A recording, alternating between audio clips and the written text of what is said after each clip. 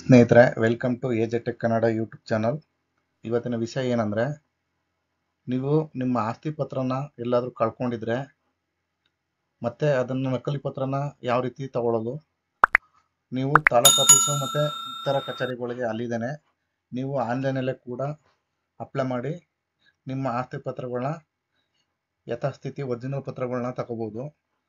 ಅದನ್ನು ಯಾವ ರೀತಿ ತಗೊಳ್ಳೋದು ಅಂತ ಈ ವಿಡಿಯೋದಲ್ಲಿ ತಿಳಿಸ್ಕೊಡ್ತೀನಿ. ದಯವಿಟ್ಟು ನಮ್ಮ ಚಾನಲ್ಗೆ ಸಬ್ಸ್ಕ್ರೈಬ್ ಮಾಡ್ಕೊಂಡಿಲ್ಲ ಅಂದರೆ ಸಬ್ಸ್ಕ್ರೈಬ್ ಮಾಡ್ಕೊಳ್ಳಿ.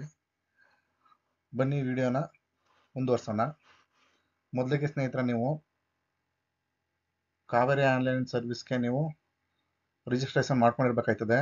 ರಿಜಿಸ್ಟ್ರೇಷನ್ ಮಾಡ್ಕೊಂಡಿದ್ರೆ ನೀವು ಈ ಥರ ಗೂಗಲ್ ಕ್ರೋಮ್ ಸರ್ಚ್ ಬಾರ್ಗೆ ಬಂದು ಅಲ್ಲಿ ಕಾವೇರಿ ಆನ್ಲೈನ್ ಸರ್ವಿಸ್ ಅಂತ ಕ್ಲಿಕ್ ಮಾಡಿ, ಅಲ್ಲಿ ಫಸ್ಟ್ ಆಪ್ಷನ್ ಬರುತ್ತಲ್ಲ ಅದನ್ನ ಕ್ಲಿಕ್ ಮಾಡಿದ್ರೆ ಈ ಥರ ಇಂಟರ್ಫೇಸ್ ಬರುತ್ತೆ.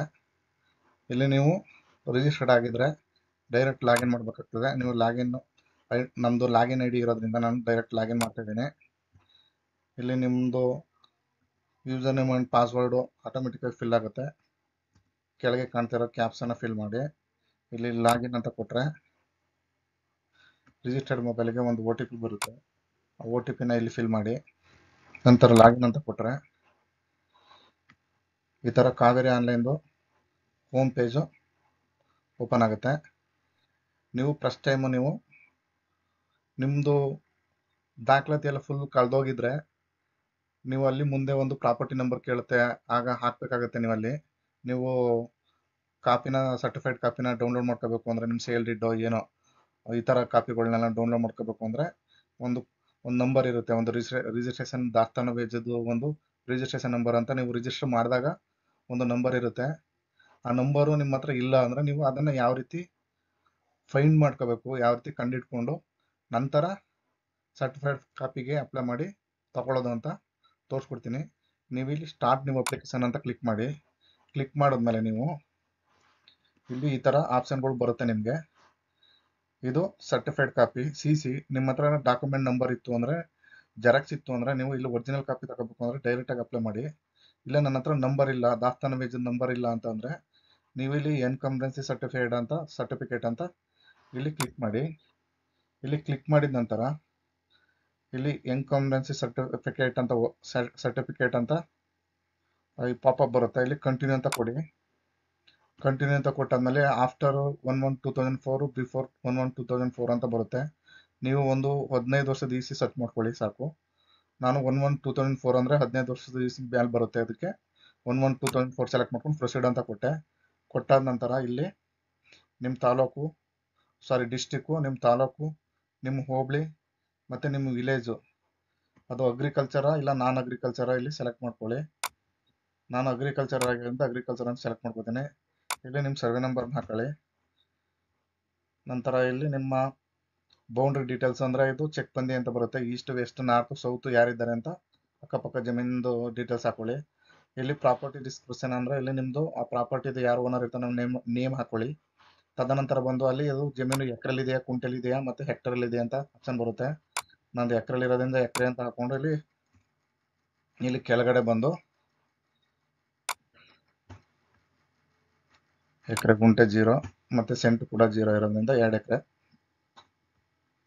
ಪೆರಿಯಡ್ ಟು EC ಸರ್ಚ್ ಅಂದರೆ ನಿಮ್ಗೆ ಯಾವ ಪೆರಿಯಡಿಂದ ಬೇಕು ಅಂದರೆ ಯಾವ ಅವಧಿಯಿಂದ ಬೇಕು ಅಂತ ಕೇಳುತ್ತೆ. ನೀವು ಈ ಥರ ಆಪ್ಷನ್ನ ಕ್ಲಿಕ್ ಮಾಡಿದ ನಂತರ ಇಲ್ಲಿ ಶೋ ಆಗುತ್ತೆ ಆಟೋಮೆಟಿಕ್ಕಾಗಿ. ನೀವು ಇಲ್ಲಿ 2009 ಏಪ್ರಿಲ್ 1 ಸೆಲೆಕ್ಟ್ ಮಾಡ್ಕೋತೀನಿ. ನಂತರ ಈ ಪಕ್ಕದಲ್ಲಿ ಟು ಡೇಟ್ ಅಂತ ಇದೆಯಲ್ಲ ಇಲ್ಲಿ ಕ್ಲಿಕ್ ಮಾಡಿ.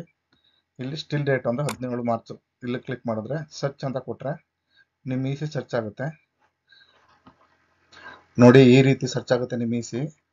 ನೀವು ಎಲ್ಲಿ ದಾಸ್ತಾನುವೇಜು ಉಲ್ಲೇಖ ಅಂದರೆ ನಿಮ್ಮದು ಪ್ರಾಪರ್ಟಿ ನಂಬರ್ನ ರಿಜಿಸ್ಟ್ರೇಷನ್ ಮಾಡಬೇಕಾದ್ರೆ ಒಂದು ನಂಬರ್ ಬಂದಿರುತ್ತೆ ನಿಮ್ಮದು, ಅದನ್ನು ಎಲ್ಲಿ ಫೈಂಡ್ ಮಾಡೋದು ಅಂದರೆ ನಿಮ್ಮ ರೈಟ್ ಸೈಡಲ್ಲಿ ಇಲ್ಲಿ ಕಾಣ್ತಾ ಇದೆ ನೋಡಿ, ಇದು ನಿಮ್ಮದು ದಾಸ್ತಾನುವೇಜದ ನಂಬರ್ ಆಗಿರ್ತದೆ. ಇದನ್ನು ಕಾಪಿ ಮಾಡ್ಕೊಳ್ಳಿ, ಇಲ್ಲಾಂದರೆ ಬರೆದಿಟ್ಕೊಳ್ಳಿ. ಇದನ್ನು ಹಾಕಿ ನಾವು ಅಲ್ಲಿ CCನ ಸರ್ಚ್ ಮಾಡಬೇಕಾಗ್ತದೆ ಮುಂದೆ. ನಾನೀಗ ಇದನ್ನು ಕಾಪಿ ಮಾಡ್ಕೊಂಡಿದ್ದೀನಿ. ನೀವು ಇದನ್ನು ಒರಿಜಿನಲ್ EC ಬೇಕಾದ್ರೂ ತಗೋಬೋದು, ಇಲ್ಲಾಂದರೆ ವೇವ್ ಓನ್ಲಿ ಅಂತ ಇದೆ, ಬರೀ ನೋಟ್ಬಿಟ್ಟು ಬೇಕಾದ್ರೆ ನೀವು ಇದನ್ನ ಬಿಡ್ಬೋದು. ನಾನೀಗ ಒರಿಜಿನಲ್ ECನೇ ತೊಗೊಂಡಿದ್ದೀನಿ. ನಂತರ ನೀವು ನೆಕ್ಸ್ಟು ನಾನು ಮತ್ತೆ ಹೋಮ್ ಪೇಜಿಗೆ ಬಂದು ಇಲ್ಲಿ ಸ್ಟಾರ್ಟ್ ನ್ಯೂ ಅಪ್ಲಿಕೇಶನ್ ಅನ್ನೋದ್ರ ಮೇಲೆ ಕ್ಲಿಕ್ ಮಾಡಿ.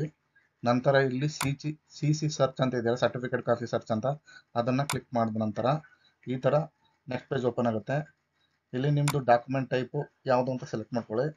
ನಾನು ಇಲ್ಲಿ ಆಪ್ಷನ್ಗಳು ಇಷ್ಟು ಬರುತ್ತೆ: ಮ್ಯಾರೇಜು ರಿಜಿಸ್ಟ್ರೇಷನ್, ಮತ್ತು ಮ್ಯಾರೇಜ್ ನೋಟಿಸು, ಮತ್ತು ಡಾಕ್ಯುಮೆಂಟ್ ರಿಜಿಸ್ಟ್ರೇಷನ್ ಅಂತ. ನಾನು ಡಾಕ್ಯುಮೆಂಟ್ ರಿಜಿಸ್ಟ್ರೇಷನ್ ತಗೋತಾ ಇದ್ದೀನಿ.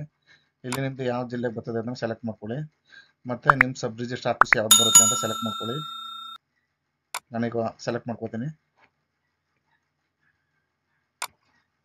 ನಂತರ ನಿಮ್ಮ ಸಬ್ ರಿಜಿಸ್ಟರ್ ಆಫೀಸ್ ಸೆಲೆಕ್ಟ್ ಮಾಡ್ಕೊಳ್ಳಿ. ಇಲ್ಲಿ ಪಕ್ಕದಲ್ಲಿ ಬುಕ್ ಟೈಪ್ ಅಂತ ಬರುತ್ತೆ. ನಿಮ್ದು ಯಾವ ಟೈಪಲ್ಲಿ ಬರುತ್ತೆ ಅಂತ ಫಾರಮ್ಗಳು ಇಷ್ಟು ಥರ ಬರುತ್ತೆ. ನೀವು ಇಲ್ಲಿ ಅಲ್ಲಿ ಕಾಲಮ್ ಇದೆ, ನೀವು ನೋಡ್ಕೋಬಹುದು. ಅದು ಹಾಕ್ತೀನಿ ಪಕ್ಕದಲ್ಲಿ ನೋಡಿ. ಇಲ್ಲಿ ಅಲ್ಲಿ ಫಾರಮ್ ಬುಕ್ 1 ಬುಕ್ 2 ಅಂತ ಬರುತ್ತೆ. ಇದು ಸೇಲ್ ಡೀಡ್ಗಳಾದ್ರೆ ಬುಕ್ 1 ಬುಕ್ 2 ಅಲ್ಲಿ ಬರುತ್ತೆ. ನಿಮಗೆ ಬುಕ್ 1 ಸೇಲ್ ಡೀಡ್ ಬರುತ್ತೆ. ಇದು ಬರೀ ಪ್ರಾಪರ್ಟಿ ರಿಜಿಸ್ಟ್ರೇಷನ್ ಕಾಪಿ ಇರೋದ್ರಿಂದ ಪಾರ್ಟ್ 4 ಅಲ್ಲಿ ಬರುತ್ತೆ. ಇದನ್ನ ಚೂಸ್ ಮಾಡ್ಕೊಳ್ಳಿ. ಚೂಸ್ ಮಾಡ್ಕೊಂಡಿದ ನಂತರ ಇಲ್ಲಿ ಕೆಳಗಡೆ ನಂಬರ್ನ ಹಾಕಿ, ನನ್ನ ಡಾಕ್ಯುಮೆಂಟ್ ನಂಬರ್ ಹಾಕ್ತೆ. ಮತ್ತೆ ಇಲ್ಲಿ ಆ ಡಾಕ್ಯುಮೆಂಟ್ ಯಾವ ವರ್ಷ ರಿಜಿಸ್ಟರ್ ಆಗಿದೆ ಅದು ಅದ್ರ ಪಕ್ಕದಲ್ಲೇ ಇದೆ, ನೋಡ್ಕೊಳ್ಳಿ. 2011-12 ಅಂತ ತೋರಿಸ್ತಾ ಇದೆ. ಅದನ್ನ ಕ್ಲಿಕ್ ಮಾಡ್ಕೊಂಡು ಇಲ್ಲಿ ಸರ್ಚ್ ಅಂತ ಕಾಣ್ತಿದೆಯಲ್ಲ, ಇದನ್ನ ಕ್ಲಿಕ್ ಮಾಡಿದ್ರೆ ನೋಡಿ ಈ ತರ ನಿಮ್ ಡಾಕ್ಯುಮೆಂಟ್ ಸರ್ಚ್ ಆಗುತ್ತೆ. ಇಲ್ಲಿ ಕೆಳಗಡೆ ಕೊಟ್ಟಿರ್ತಾನೆ, security reason we can display on the front page of the document. Please submit the application, get signature certificate copy ಬರುತ್ತೆ ಅಂತ. ನೀವು ಎರಡನ್ನೂ ಈ ಟಿಕ್ ಬಾಕ್ಸ್ ನ ಕ್ಲಿಕ್ ಮಾಡಿ ನೋಡಿ, ಸರ್ಟಿಫಿಕೇಟ್ ಕಾಪಿ ಈ ತರ ಬರುತ್ತೆ.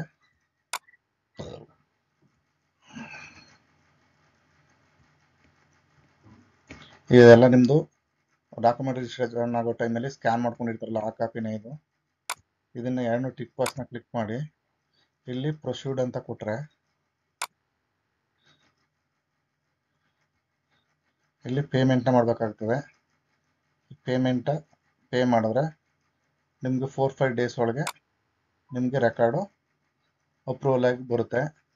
ಬಂದ ನಂತರ ನೀವು ಇಲ್ಲಿ ಹೋಮ್ ಪೇಜಲ್ಲಿ ಈ ಥರ ಡಿಸ್ಪ್ಲೇ ಆಗುತ್ತೆ. ಸರ್ಟಿಫೈಡ್ ಅಪ್ರೂವಲ್ ಆಗಿದ್ರೆ ಇಲ್ಲಿ ಡೌನ್ಲೋಡ್ ಅಂತ ಈ ಕಡೆ ಸೈಡು ರೈಟ್ ಸೈಡ್ ಕಾಣ್ತಾ ಇದೆಯಲ್ಲ, ಈ ಥರ ಬರುತ್ತೆ. ನೀವು ಕಾಪಿನ ಡೌನ್ಲೋಡ್ ಮಾಡಿ ಇಟ್ಕೋಬೋದು. ಇದಿಷ್ಟು ಸ್ನೇಹಿತರೆ ಮಾಹಿತಿ. ದಯವಿಟ್ಟು ನಮ್ಮ ಮಾಹಿತಿ ಇಷ್ಟವಾಗಿದ್ರೆ ದಯವಿಟ್ಟು ನಮ್ಮ ಚಾನಲ್ ಸಬ್ಸ್ಕ್ರೈಬ್ ಮಾಡ್ಕೊಳ್ಳಿ. ಇನ್ನೂ ಹೆಚ್ಚೆಚ್ಚಿನ ಫಾರ್ಮರ್ ಇನ್ಫಾರ್ಮೇಟಿವ್ ವಿಡಿಯೋಗಳನ್ನ ಮಾಡ್ತಾ ಇರ್ತೀನಿ. ವಿಡಿಯೋ ನೋಡೋದಕ್ಕೆ ಎಲ್ಲರಿಗೂ ಧನ್ಯವಾದಗಳು. ನಮಸ್ಕಾರ.